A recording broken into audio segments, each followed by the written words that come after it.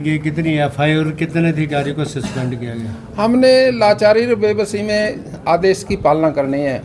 सरकार भी कहती है किसानों पे एफआईआर दर्ज करो, तो मंत्री क्या करेगा? तो सस्पेंड ही करेगा, चालान करेगा। कितने हुए सर? 24। और एफआईआर कितनी हो चुकी? एफआईआर तो ये तो हमारी 3000 के करीब है। अब जबकि गांव 6000 हैं, 2 गांव में 1 है। अब ये भी आप अंदाजा ला लो।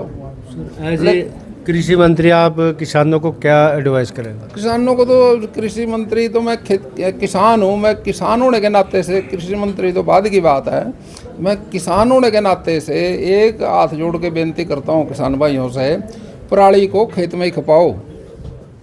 और खेत में खपाने में जो मकसद करेगा, वो जो प्रयास करेगा, वो उसको डबल होके मिलेगा।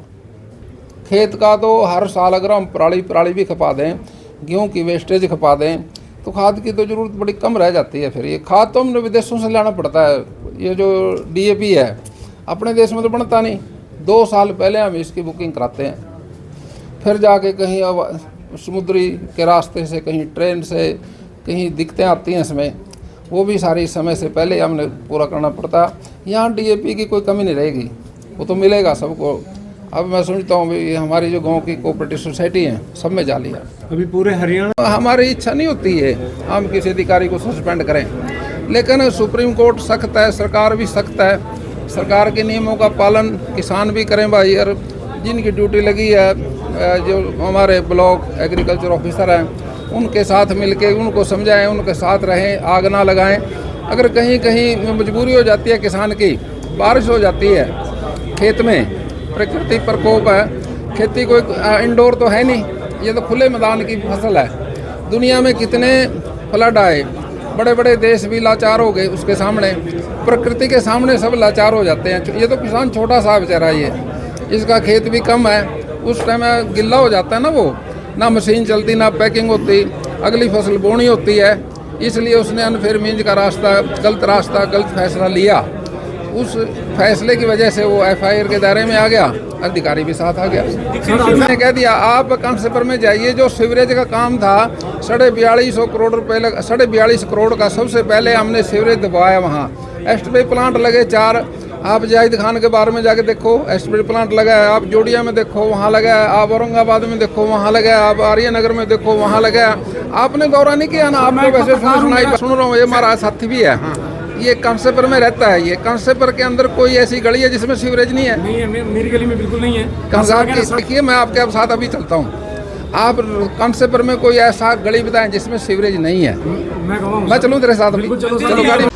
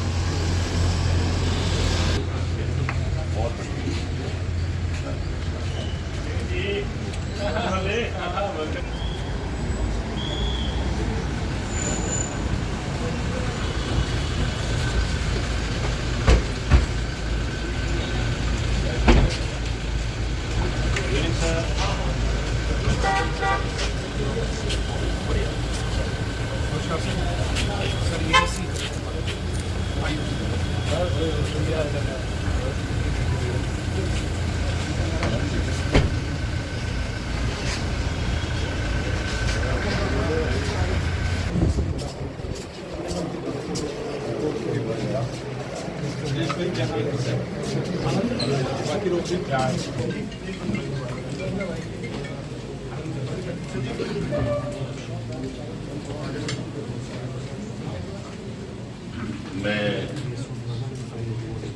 माननीय श्याम सिंह राणा जी का पूरे जिले के अधिकारियों की तरफ से स्वागत करता हूं। उनके साथ पधारे और पुनः निर्वाचित विधायक श्री घनश्याम दास जी अरोड़ा का भी मैं स्वागत करता हूं। आज मीटिंग का लक्ष्य बेसिकली आप सब लोगों से तारुफ होना भी है,